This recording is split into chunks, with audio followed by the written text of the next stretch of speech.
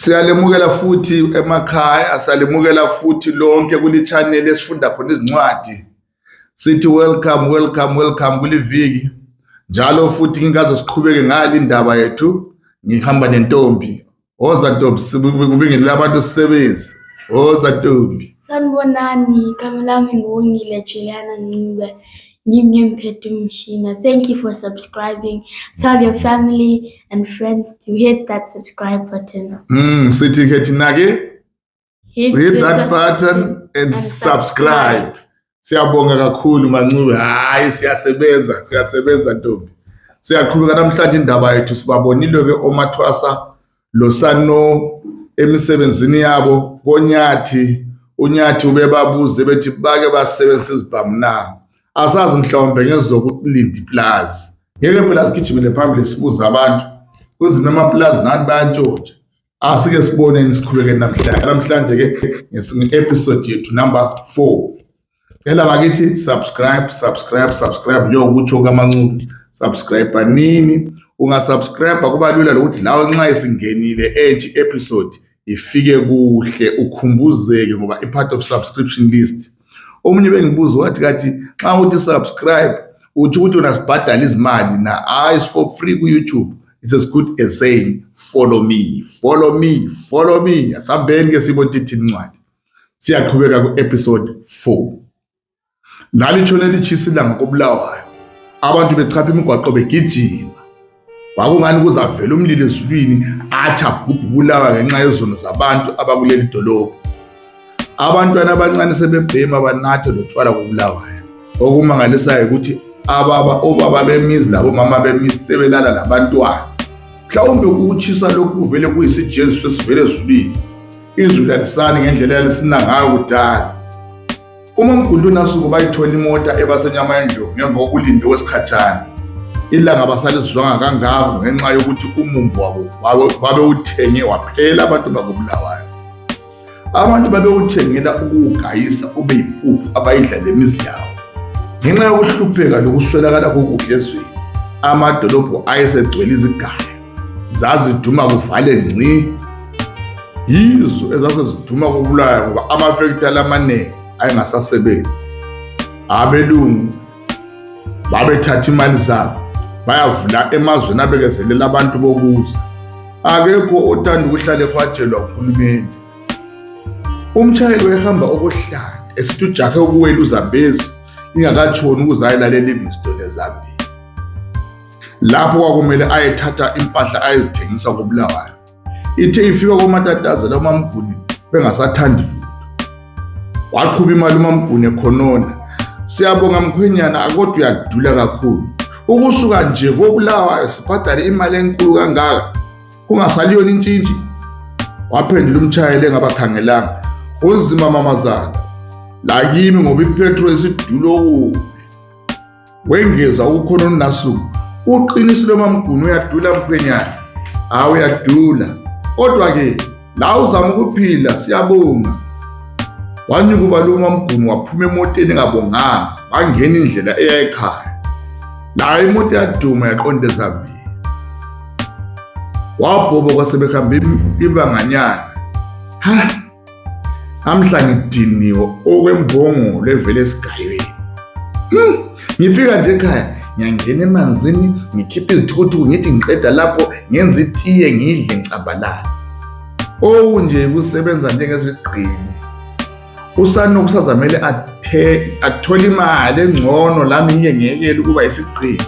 Ngihlale epekle njengabafazi babelungu. Abahleka wakhohlwa ngemali abayibhadale kumota eya eZambia. Unasuku layo wayiqaka. Uzayithola imali uSanomzi. Ukuthela umzawami. Ukuthi amaplaza amaningi asesezandleni zabantu abangaholisiyo. Otsotsi nje ababalekela amapholisa edrobheni. Bahleka njalo baze bathana izandla sebekhumbula ezindala ezalapha emaplazini. Ozuze bathathe kabasebenzele enye indoda eyababalekela yabuyela edrobheni ngababhadalabo sakhumbula. Waphendula uMamGuni sekhumbula okwehlela esinye sezakhamizi zasenyama yendlovu. Wahleka wababaza unasuku. Abanye abantu bhadala umnyaka wokusebenzisa ipulazi lomunye umuntu bengelalwazi ngitsho lokulima. Labo bantu bathi bengahluleka babaleke bangabhadalanga izisebenzi. Lawe kunzima. Aphendula uMamGuni esephakathi kwemicabango, aphanga nanzelela uNasuku elungise lapho awone khona. Hayi-ke kodwa umzawami kangenanga kukho konke lokho njengoba usithi bayayithemba leyo nto. Aduduze kaphendula Masinyo uNano. Kutsho yena umzawakho uthi uNyathi lo ubonakala eyindoda ethembekileyo. Bathule kancane aphinde ayibuyisele uNasuku. Hayi-ke njengoba emusha kulindawo kuthi ukuthi uza lamandla amatsha. Angadinwa masinyaphi njengalo wafika wabhadala koNdlovu ethi uzolima. Kodwa ngemva kokukhwaya wabuyela edolobheni okomuntu uyadinga inhlanyelo, wahamba wanyamalala le mali yakhe ayibhadale koNdlovu yaloba. Kunzima ukulima MaMGuni, kunzima. Kazana Nasuku uqinisile ukulima emapulazini kufuna abelungu abanemali yokumba imigodi, yokuthenga amatrakita. Abelungu bayakwazi lokuholisa abantu imali ezwayo. Bahamba bexoxe kanjalo, babe sethusana baphinde baduduzana. Bahamba-ke baze bafika lapho abahlukana khona indlela isingena koMaMGuni. Hayi, isiphelile yami indlela Nasuku. Usuzobengelela umnumzana Ntombi. Asibone kusasa ukuthi kuzoba njani. Wavaleka uMaMGuni. Ibonene MaMGuni, akuphumuleli. Thina abanye sizofikela emabhodweni sesidungisela ukudla kwantambama. Mina yami indoda ayivumi ukuthi isitshebo siphewe ngabantwana. Atsho ehleka ehaluzela eqonde emzini wakhe ongaphezulu. Wahleka uMaMGuni waphendula engamkhangelanga, amehlo esendleleni yekhaya. Nasuku ugulufihla. Uthi wena uphumuli uwenza imbongolo yakhe ayisebenzisayo ayigade santana. Mina umzawakho angafa uma ngayivuma leyo nto. Kuyisono na ukuba ngumfazi. Behlukana njalo. uMaMGuni noNasuku babengabangani abakhulu kakhulu. Babethengisa bonke futhi behamba bonke. Phela uNasuku wayezalwa koMthembu, engusazini Mthembu. Yikho phela wayethi uSano ngumzawakhe, ngoba uSano ezalwa uMaMthembu. Zala zihamba izinsuku liphuma litshona inyama yendlovu. Amadoda ayevukela aqonde koNyathi ayesebenza. Kwakugejwa kuvunwa ikhabishi. Wawusizwa kukhala amakhwelo amadoda esebenza. Vitsho kwakusetshezwa kuthule uZofolomane Khwaza. Kwakuzwakala yena kuphela lezi sindi zamadoda egebha. Amanye ehlohla ikhabishi emasakeni. Nxa isivuniwe ikhabishi ihlohlwe emasakeni ikhwezwe erolini.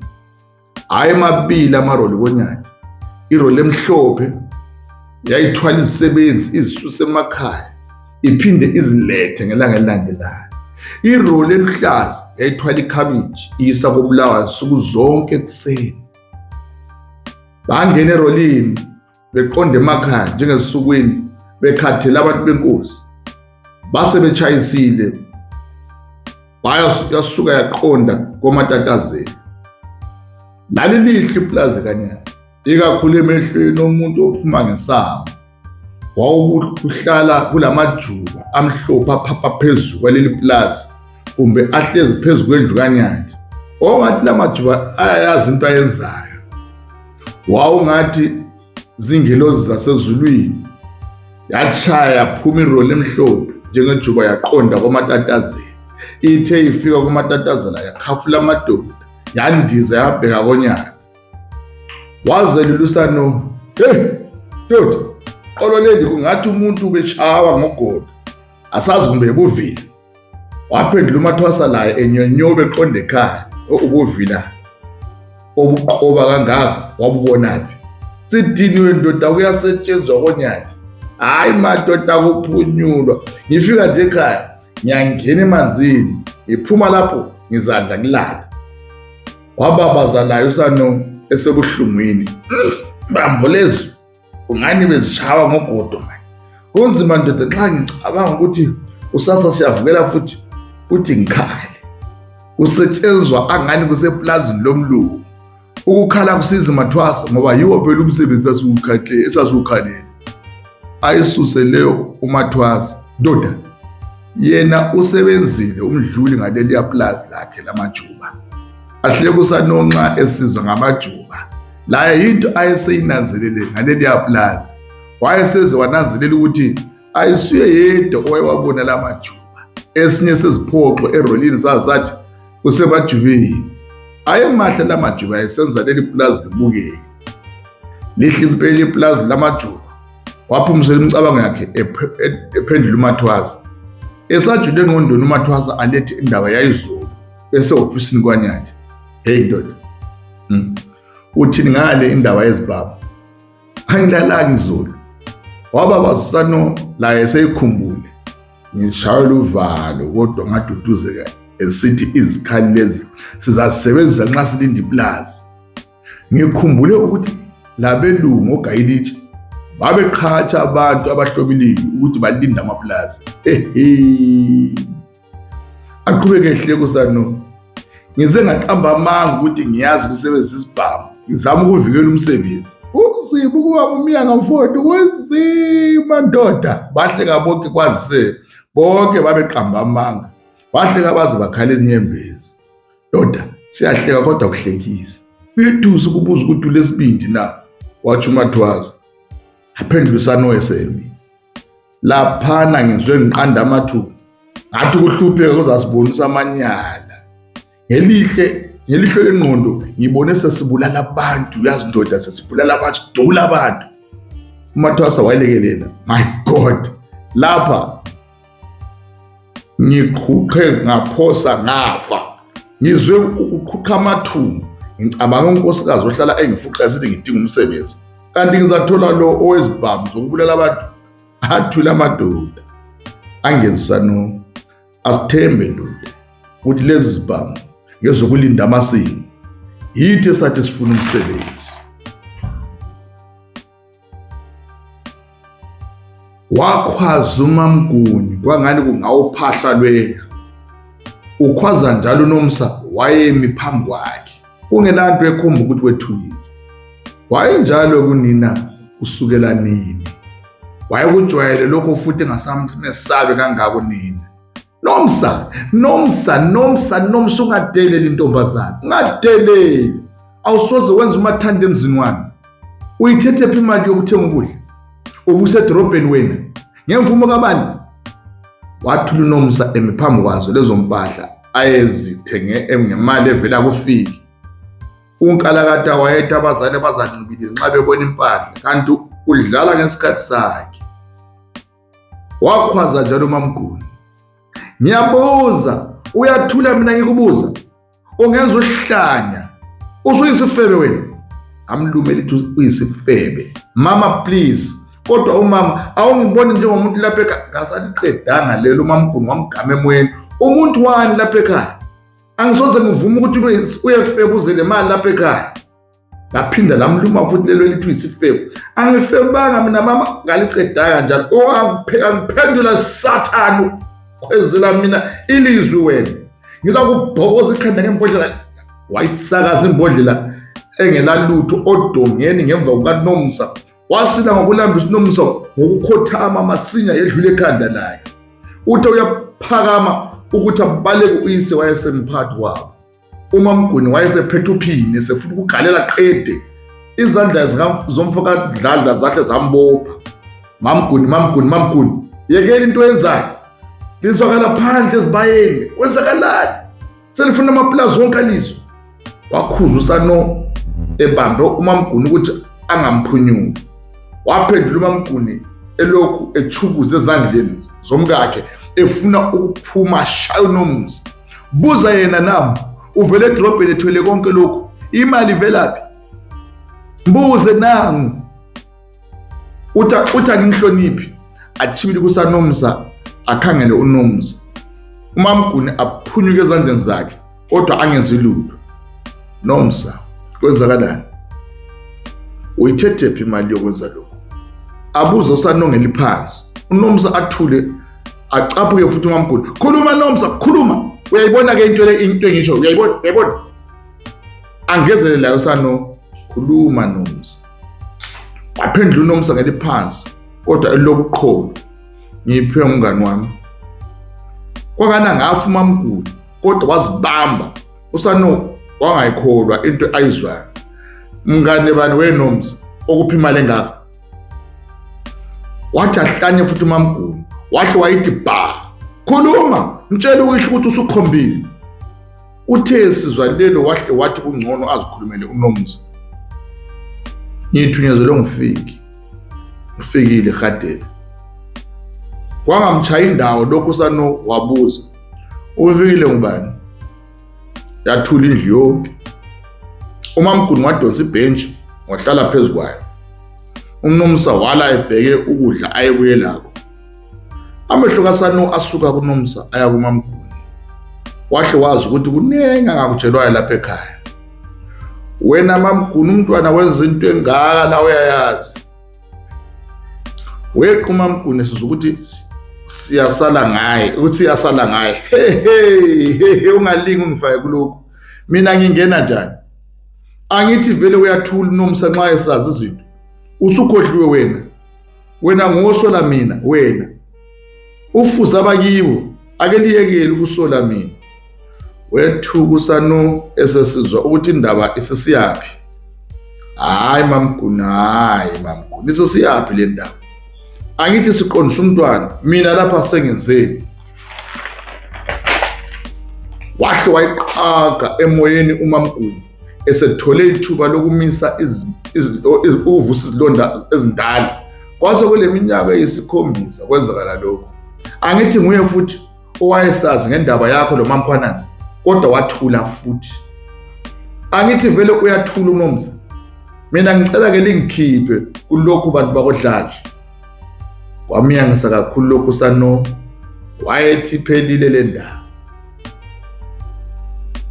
wawubhula umlilo umuntu omdala Mamgulu Mdlana Luzumana Tombela kaMalandela Kumede kaZulu asingayilapho ngahlawula ngembuzi ngalesiya senzo sami sayiqeda nano waphendula ngeliphansi uMamgulu sazi ukuthi yena akasathinteki ukuthi wena usufuna ukusola mina yena umnikazi wecala elapha esizwa ilizwe elithobekileyo likamkakhe wahle wagelezela kuNomsa suka phambi kwami wena angifuni ukudelelwa emzini wami phuma uyezimbizi zephandle phuma wazidonsa uNomsa waphuma basala bobabili waqhubeka ezincengela uFokadladla lihambe njani edrobheni Mdlana wenje sifika la wavuma uncemo simo sibe edrobheni abantu abalamali sithengise ukulutshwana okuningi sinika abantu bazobhadala kupheleni kwenyanga lina-ke kunjani konyathi Sano thina sekuyikho Mdlana sesisebenza lokukhala kuthanda waphendula uSano ebobotheka ekhangele intombi yakhe wathi nxa ewezwa amehlo kaSano uMamgulu wakhophoza okwentombi eqhonyiswa yinsizwa waphumisela ke uSano kanti bakwenzeni edrobheni ukuyumhle kangaka wathi kancane uMamgulu wamkhangela emehlweni wakhumbula kwakusaziwa yibo bobabili bahleka bobabili belandelana baphuma emkhulwini uMamgulu nesiya khangela imbiza esitshewu eyayisemlilweni indaba zonke emhlabeni zifika zedlule nansi ke lekaNomsa lonina yokuxabana yaphanga yadlula lomoya masinga lokhu kweziNomsa jabule enhlizweni yakhe esazi ukuthi uphephile kufeni uthe sabonga inkosi ngokusinda kwakhe ezandleni zikaMdlana ucingo lwakhe lwakhala egezisa izitsha phandle Nkosi yami kwakungifiki wethu uNomsa wathalaza yonke indawo ukuthi abaleqiniso ukuthi uyise lonina ababesendlini yabo yokulala abayizwanga waphinda waqaphelisa futhi ukuthi abanawakhe abayizwanga yakhala ifoni waze wakhumbula ukuthi nxa ikhala izabavusa bonke lapha ekhaya wayiphendula masinya ngelizwi eliphansi bamba njalo ufike, bamba njalo. Lapha engimi khona kunzima, ungagcini sengisiya endlini yami. Wabe ngisitsha phansi uNomsa, wantantalaza, wayendlini yakhe, wavala isivalo. Ifoni yayivele isendlebeni, ufiki laye ehleka futhi ebuza ukuthi kwenzakalani. Kuthe ehlala phansi ebhedeni wawuziba lo mbuzo kafiki ukuthi kwenzakalani. Wahle waya kundaba esenhlizweni yakhe. Ngiyabonga Fiki weHadebe Mthimkhulu Zikode Mashwabati inkomo nempondo zayo. Gelengile impondo zimnyama koqhwayana mahlulo omhluphe. Ngiyabonga Fiki, ngitholile imali. Hey, wahle kufikile sizwa umuntu emtema ngezithakazelo zakiwe. Agcina ukuzizwa ngobabakazi wakhe. Wazi wangikhumbuza ubabakazi uNajimi. Ngagcina kudzala ukuze umuntu ibiza kanje. Lami ngiyabonga sithandwa sami. Kujabula mina nxa kujabula wena. Wahleka laye uNomsa ezama ukwehlisa ilizwi. Uthi wagcina ukuzwa izithakazelo zakho kudala. Thina lapha ekhaya siphila ngazo izithakazelo. Ubaba wathi yena xa umuntu ungambonganga ngezithakazelo awumbonganga. Lami ke segazini sithandwa sami. Kumele ukujayele. Zahleke izithandani kodwa uNomsa waphinda wabuyela ekubongeni kwakhe. Ngiyabonga imali noma nje sengiphose ngafa ngayo. Ngafa. Ngasaqedanga ngoba ufile wahle wabuza ngokwethuka. Kwenze njani Nomsa? Hey, ngikufaka enkingeni. Dana umuntu. Wahle kuNomsa, ungazihluphi sithandwa sami. Abazali bami ngiyabazi. Bekelele ezandleni zami. La uzaqonda uMamkhulu. Ezabadala mina sengifuna ukufunda ungazihluphi ngazo. Yikho ngithe ngivela edrobheni lelo eliphose la ngibulalisa ngoMamkhulu. Ngaya kumama wakho ngisiyamnika umlayezelo wakho.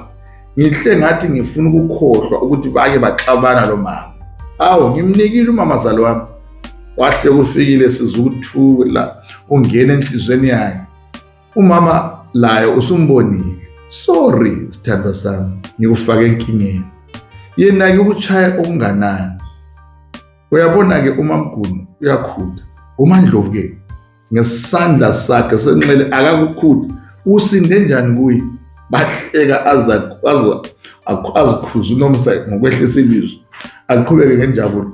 Manje kumamazali wami uKatheni uNdlovu sidle ekhaya azange angihluphe. Ungenzele itiye Fiki wangiphatha njengomlungu. Besikhuluma isilungu sisidla iFrench toast. Nguye phela ongifundise izithakazelo zakho lezakhe. Ngihle ngabona ukuthi kumele ngizibambe lezi zithakazelo ukuze ngihlale ngilibonga ngazo. Bahleka bonke kwaba mnandi wengezi ufike. Kunjalo Mrs. Hadebe kunjalo kumele usifundise abantwana. Sekumele ngifunde ezakho sithandwa sami. Lami ngifane nabazali bakho. Bazali obongamamazala ngezithakazelo. Ahleke futhi uNomsa ezami zilula ke uthi Mqabadeli, Mphembu, Mhlophe, Dladla, Gadlela, Dwala, Gigaba, Vezi. Ufike wahle wambamba umlomo. Sithandwa sami. Ngibhalela phansi. Zimnandi lezi zithakazelo. Uyakhanya ukuthi ngezomuntu omuhle njengawe Dladla. Mhlophe. Amgama uNomsa. Nazo-ke usuzazi. Ungangitema manje. Ngiza kubhalela. Bengingazi ukuthi umama lo baba bazafuna ungibulala ngempahla engibaphathele zona. Mina bengithi ngiyabasiza abazali. Kunzima kulezi insuku. Yebo uNkulunkulu wakuhle kwalunga ngoba umama lo baba bahle bavuse zabo ezindala baqala ukuphikisana. Ubungahleka bephikisana lami ngimeceleni kwawo. Nemichaqana yami yokudla. Ahle kufika zakhala inyembezi. Iyahleka ke le ndoda ngokwemvelo. Ifana xathi le ntombi yakhe. Bahleka bakhala izinyembezi. Aqhubeke uNomsa. Uphilile na kodwa jaha lami. Ungaqomisa intombi zamaXhosa lamaZulu khona ngapha. Bayazitsho phela intombi zamaXhosa ngobuhle. Asifani lathi abemaplazini. Aphendula ufinge lipholile. Labo uthi bayasibona yini thina abantu besizweni. Ambambo lo awu ivele lani liyabe libadinga Hadebe. ahle kufikile sizwa ubukhwele bentombi yakhe. Dlala, akekho emhlabeni ongangithinta inhliziyo yami njengawe. Aphendule ngelipholile uNomsa. Hayi ngizwe phela usithi abaliboni jaha la. Lokho kukhulunywa ngofuna ukubonwa phela kade. Ngiyadlala Fiki. Wena sebenza kuhle kade uqaphele izigebengu zaseGoli. Indawo yeni leyo ngiyayesaba. Athi ngaqedi likhwaze ilizwi likaMaMgulu. Wena Nomsa, usulela uchizi ijaphandle. Wethu uNomsa wavalela isamasinye. Nawu MaMgulu. Fiki ifona kusasa ngingedwa. Ngikususele ezalapha emaplazini. Waluvala ke ucingo wasabela. Ma, angalali. Ngikhanyisa isibane endlini ukuze ngingene ukukhanya. Wayekhuluma nje ephuma phandle esiya.